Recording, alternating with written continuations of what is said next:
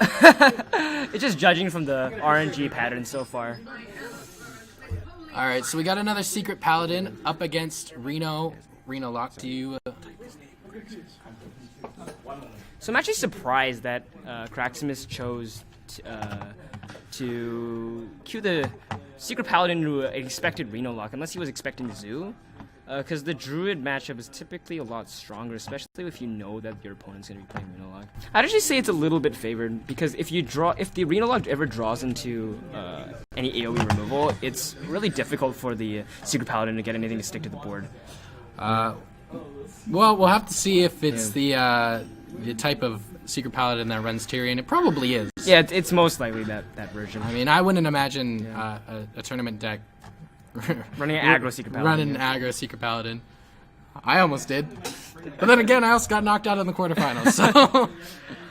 I'd say if you're bringing in an aggro Paladin, you might as well just go full aggro and just ditch the secrets. The secrets just make the deck a lot. Well, at that point, you might as well run aggro Shaman, which has been working for a lot of people at this tournament.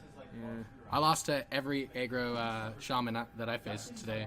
Oh, against an aggro Shaman that I faced today, I actually Dark Bomb my own face. I tried to coin Dark Bomb that's your turn. That's your turn. Turn one play, coin Dark Bomb my own face. You get that Molten Giant just a little bit quicker. Yeah. Alright, so looking from Craximus' side, I really like the coin Kings to clear the 3-3. And that's exactly what he's going to do. And he's going to actually choose to put it on the 1-2. Oh, okay, he's going to put it on the Secret Keeper, which I like. Because he doesn't want to commit all of his resources under the Haunted Creeper and just get it silenced. So this is definitely the more... I'd say, though, in this situation, coining out the 4 is definitely much better in terms of smoothing out his curve. Because what you want to do with a coin is not necessarily try to coin out your most powerful minion on just coin out your most powerful minion. In the case of Shaman, you want to coin out the Doomhammer. In the case of Secret Paladin, you want to coin out the Mysterious Challenger. But typically, when you're playing Secret Paladin, you just want to saturate your mana crystals as much as possible every single turn. And coining out the Kings does just that while clearing the Earthly Ring Farseer that was played by Real Terror. Well, yeah, you want to set up that board that is ready to go for turn 6 Mysterious Challenger, so then your opponent has a real hard time getting rid of it, and then Competitive Spirit comes out. You can pretty much just win the game off that most of the time. Definitely. Like it as much as I do in Freeze Mage, because you can't combo it with anything. You're just playing. I guess you're just using it to secure an empty board, but... Yeah. And it's tech choice. quite interesting with seeing a lot of MC Tech this evening, and it's interesting to see Leroy Jenkins in Real Terror's deck. That's not something that you typically do see. Yeah, it's talking about Real Terror's plays last turn. I really liked it. He had a 50-50 of getting a really good minion. Unfortunately, he only got the 1-1. From Craximus' side, I would just get the good trades out. I would run the 1-2 into the 1-1 and get as many minions as you can on board.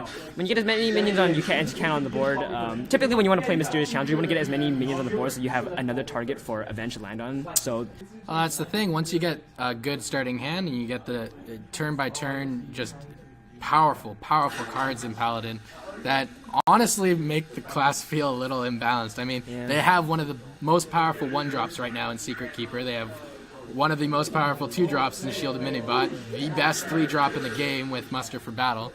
Then you got that Piloted Shredder. The turn 5 slot's a little iffy sometimes. Some people run the Quartermaster, some people run whatever. Alright, so Real Terror's going to choose to leave the 9-3 on board. We're just going to be buffed by the Competitive Spirit to a 10-4. Yeah. And I actually sort of like that because there was really no other option that he really had. He didn't have the BGH, and he can't... Owling doesn't really do much. It saves 4 health. But if you're playing Reno Lock anyways, you might as well just hold it. You get the extra health from Reno, which he doesn't have in his hand, however, but it was just too awkward for him. There was really no point for him to owl. Well, even owling right now would just turn it back into a 6-6. Yeah. So it'd actually be harder to remove the minion. Yeah. So I don't really think Real Terror has any options here. Looking at his hand, he can play Belcher. He can't remove both the fatties in one turn. He definitely can't. He doesn't have any AoE left, so he's gonna just choose to siphon the 7-7, and I'm not sure what that's even gonna do. I guess he's gonna also owl the 10-4 to reduce 4 damage. He's gonna turn it back into 6-4, and he's gonna go face and proc the Noble Sack. It is his best chance of surviving. That's the thing about Reno And- Lock. If you don't draw Reno, yeah. Yeah. Unfortunately, Craximus is just going to... Oh, the extended BM. Not killing him with the True Silver. Alright, so now he's just going to equip the True Silver and go ahead and finish him off. So, is this the beginning of the comeback from Craximus? It'll be interesting. It is 2-1 for Real Terror over Craximus, so...